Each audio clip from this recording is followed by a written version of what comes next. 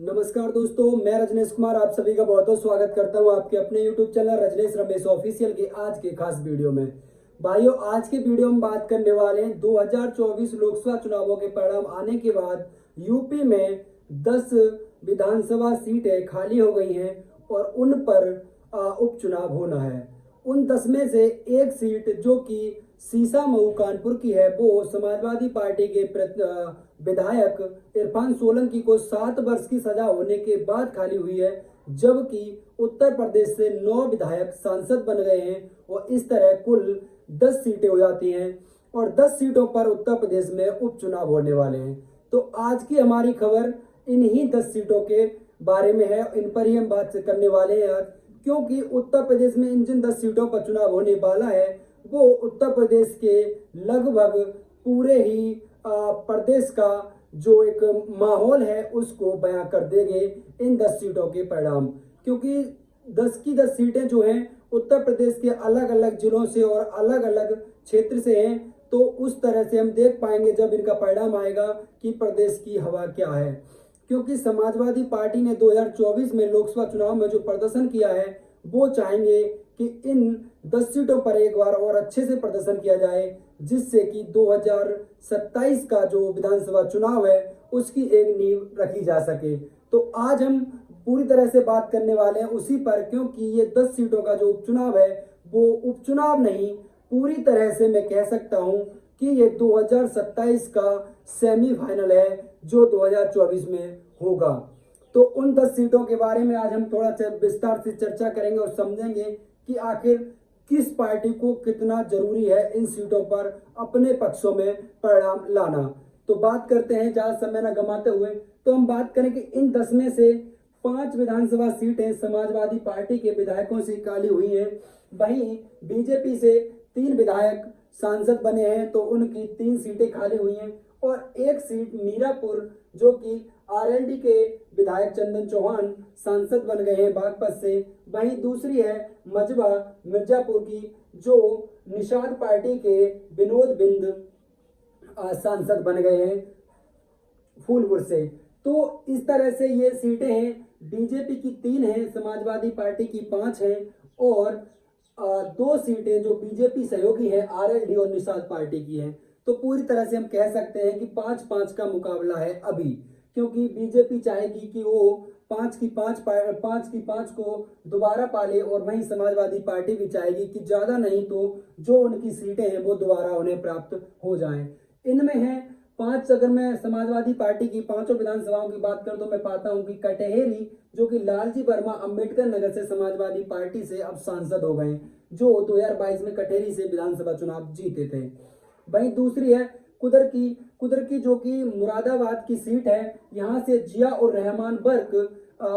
विधायक थे। इनके दादा को समाजवादी पार्टी ने पहले टिकट दिया था, लेकिन उनकी मृत्यु के बाद इनको टिकट ऑफर हुआ और उन्होंने यहाँ से संभल लोकसभा सीट से जीत दर्ज की है। इसके चलते जिया और रहमान बर्क की कुदर की विधानसभा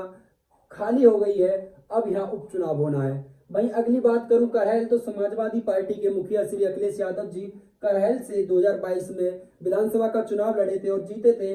उन्होंने कन्नौज से लोकसभा चुनाव जीत लिया है, इसके चलते करहल भी विधानसभा खाली हो गई है। अगली है मिल्कीपुर से अवधेश प्रसाद पासी जी समाजवादी पार्टी के वरिष्ठ नेता यहाँ से विधायक थे, लेकिन फैजाबाद अयोध्या से उन्होंने समाजवादी पार्टी के लिए लोकसभा चुनाव में जो जीत दर्ज किया उसकी पूरे प्रदेश और देश में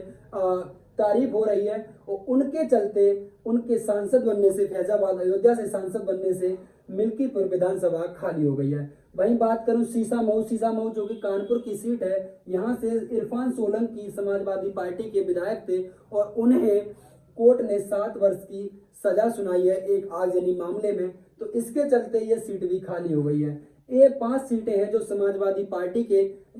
2022 में पक्ष में रही थी, लेकिन इनमें 4 विधायक सांसद हो गए, तो वहीं एक विधायक को 7 वर्ष की सजा होने से ये 5 सीटें खाली हुई हैं। वहीं बात करूं मैं बीजेपी की, तो बीजेपी से 3 विधायक सांसद बने हैं। उनमें है खैर से जो विधायक थे अनूप प्रधान वाल्मीकि, जो अब हाथरस लोकसभा क्षेत्र से सांसद हो गए हैं। वहीं गाजियाबाद सदर सीट से अतुल गर्ग जो विधायक थे वो अब सांसद हो गए हैं, और फूलपुर से प्रवीण पटेल उनके विधायक थे जो कि सांसद हो गए हैं, और 2 सीटें उनके सहयोगियों की मीरापुर जो कि चंदन चौहान आरएलडी, और मजबा जो कि विनोद बिंद निषाद पार्टी। तो पूरी तरह से मामला 5-5 का है, क्योंकि ये जो मामला है वो पूरी तरह से समाजवादी वर्सेस बीजेपी प्लस होने वाला है, और दोनों ही पार्टियों की चाह ये होगी कि समाजवादी पार्टी चाहेगी कि उन्हें यदि अधिक कुछ ना मिले तो वो 5 की 5 सीटें वापस कर लें, और ये भी चाहेंगे कि इन्हें 5 की 5 सीटें वापस हो जाएं, क्योंकि कहा यह जाता है कि उपचुनाव हमेशा सरकार के होते हैं। लेकिन जो पिछला कुछ समय बीता है समाजवादी पार्टी के लिए, उनमें अगर मैं बात करूं तो घोसी में जो विधानसभा चुनाव हुआ था, उपचुनाव हुआ था विधानसभा का, वहां पर उन्होंने जीत दर्ज की, और उसके बाद जो उनके लिए 2024 लोकसभा चुनाव में परिणाम उनके पक्ष में आए हैं, उसके बाद वो चाहते हैं कि जो उन्हें एक मोमेंटम मिला है पूरे प्रदेश में, एक जो समाजवादी पार्टी की जो गिराव बढ़ा है, वो चाहेंगे कि इन 5 में कुछ प्लस किया जाए, 7 या 8 सीटें समाजवादी पार्टी जीतना चाहेगी। वहीं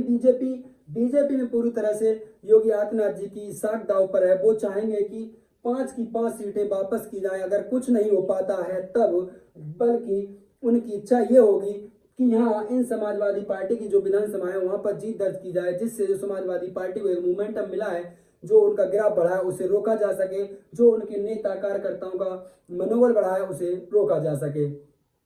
तो भाइयों ये कुछ है, अब जब परिणाम आएंगे तब पता चलेगा, क्योंकि अभी तो डेटा भी निश्चित नहीं हुई कि चुनाव कब होने वाला है। तो ये सब चीजें, ये जो खबर है मैंने आप तक पहुंचाने की कोशिश की। अब ये तो निश्चित तभी हो पाएगा जब चुनाव के डेट आएंगे और चुनाव होगा कि कौन कहां तक पहुंच पाता है। तो ये थी हमारे द्वारा जुटाई जानकारी। अगर जानकारी आपको पसंद आए तो वीडियो को लाइक करना, और हमारे साथ जुड़े रहने के लिए चैनल को सब्सक्राइब करके बेल आइकन ऑन कर लें, जिससे आगे आने वाली वीडियो आप तक सबसे पहले पहुंच सके। तो मिलते हैं अगले वीडियो में, तब तक के लिए जय हिंद, जय भारत।